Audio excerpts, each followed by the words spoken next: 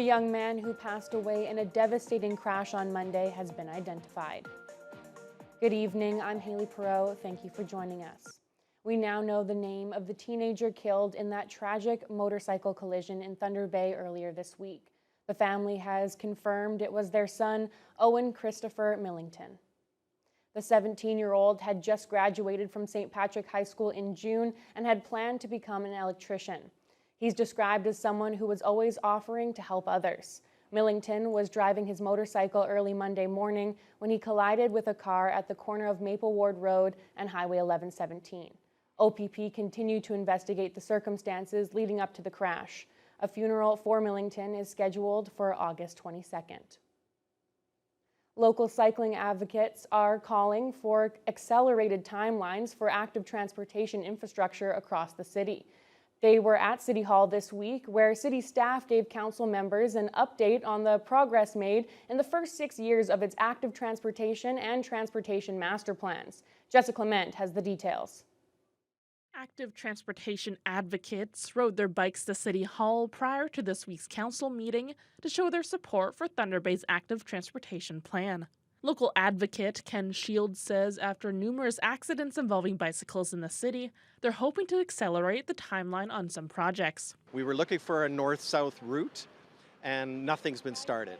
So there was the north-south route, Vickers, Carrick, Winnipeg, and nothing's been done on that, and that's 5 to 10 years. So I doubt very much they're going to make the 10-year, let alone the 5 is passed already. So we're just trying to keep the active transportation agenda moving along. Shields emphasized the importance of getting these projects done, noting many parts of Thunder Bay remain difficult for cyclists to access, including Memorial Avenue. Most people wouldn't come to work on Memorial Avenue, for example. So that's why we're trying to make it easier for people to ditch their cars and trucks and be able to get to work and school, restaurants, and shopping without needing a vehicle. Engineering Director Matthew Miedema and Mobility Coordinator Matthew Lawrence presented the city's progress on the 20-year transportation and active transportation plans that were adopted by City Council in 2019. Together, these plans ensure we are designing a city that supports safe, sustainable, and convenient travel for all. Miedema highlighted the progress that's been made over the past 6 years, including a traffic calming policy, various transit enhancements, and traffic signal synchronization throughout the city. He also mentioned significant improvements to the road network. Arthur and Ford Street have new signals that provide safe pedestrian crossing with new wayfinding signage, and these new signals use the latest thermal detection technology to automatically recognize when pedestrians or cyclists are waiting to cross. Lawrence highlighted the improvements to pedestrian and cycling infrastructure. 25 kilometers consists of replaced sidewalk with 22 kilometers of new pedestrian infrastructure. 4.5 kilometers of this represents new sidewalk and 17.5 kilometers new multi-use trail. For fostering walkable environments, this includes the installation of 23 new pedestrian crossovers with 29 total located within the city. For connecting and growing the cycling network, we are adopting and implementing priority routes with a long-term vision and expanding north-south express routes. In total, there are 67 action items in the two plans. 27 are already completed, 35 are currently underway, and 5 items are yet to be started. Jessica Clement, TBT News. Around 1/4 of Thunder Bay residents have begun receiving letters from the city regarding the new wheeled garbage carts being implemented next month. The rollout is happening in stages, with around 9,000 households making the switch in late September. The city is doing away with its existing fleet of garbage trucks and replacing them with 10 new automated trucks with lifting arms, similar to the GFL recycling vehicles. This image shows what the new 240-liter garbage carts will look like when they begin arriving at many people's homes in the coming weeks. They're about 2/3 the size of the recycling bins that were distributed around the city last year. The city has released a map showing which neighborhoods on the north and south sides of the city will be part of Phase 1 of the new system. Residents are reminded not to use the new carts until September 22nd. The other parts of the city will make the switch in 2026 when the rest of the new garbage trucks arrive. Construction is now underway on the parking lot at the Thunder Bay Airport. The major expansion will create around 200 new parking spaces and help alleviate capacity issues. Business Development Director Jackie McDonald says the project is a direct response to increased passenger demand.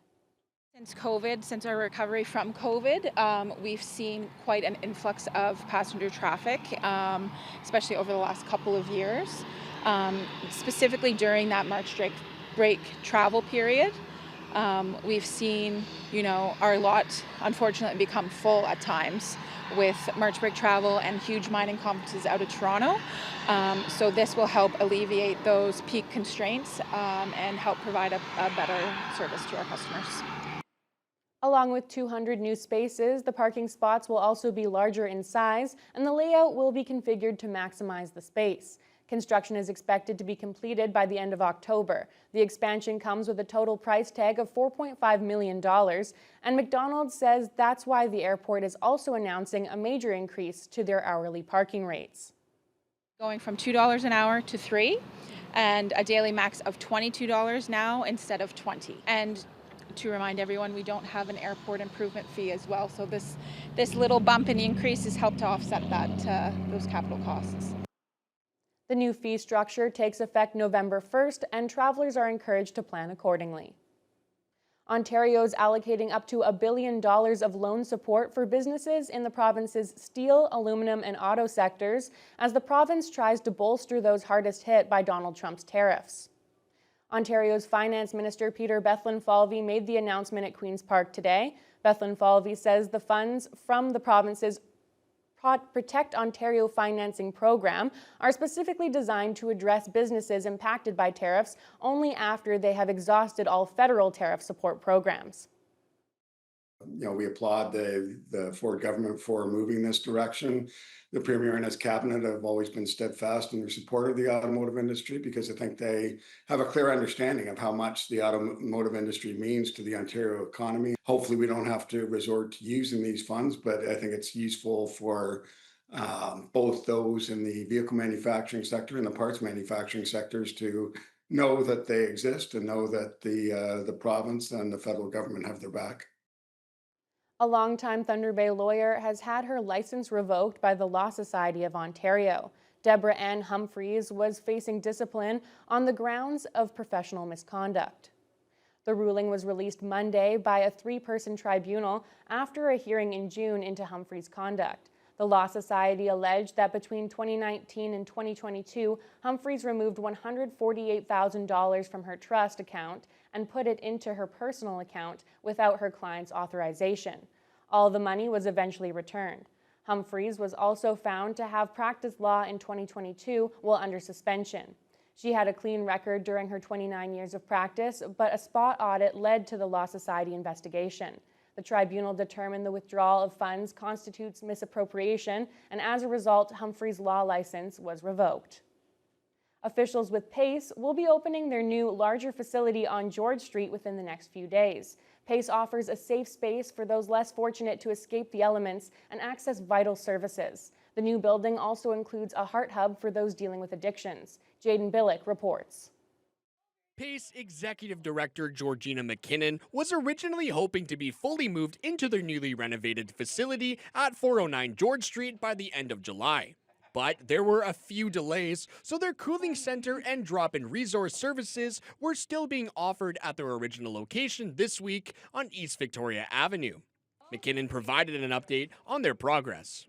We're right at the very end stages. The construction, just the little finishing touches are being completed today. Tomorrow we put up our pictures, all our clients' artwork, and we'll be ready to open here. Hopefully Friday we're open. Our other place was beautiful. This is just a little bit of an upgrade. Their new building, right across the road from the shelter house, offers more services, including the Heart Hub. McKinnon says the move aims to improve accessibility and further ensure continued support for vulnerable community members. The new location will have all of the essential amenities of the old one, such as lockers, showers, laundry, monitored computer and telephone access, and social programming, with additional space upstairs for 12 fully equipped supportive transitional housing units. So coming out of treatment, rather than going back into their old buildings, they can come into one of our apartments and learn some life skills downstairs here and hopefully get them set up to be on their own. I know we're experiencing just a little delay. Can you kind of talk about that, why we're experiencing that? Well, you know what it's like getting supplies. The lockers, as you can see, are just getting put together. They took a while to come in. Just your standard delays, I guess. And me being picky, I need that changed. Absolutely. The center is expected to soft launch on Friday and fully open the following Monday. If anyone is further interested in supporting the new PACE Center's efforts, donations of canned or fresh food and clothing such as new unused undergarments are greatly appreciated. Jaden Billick, TBT News.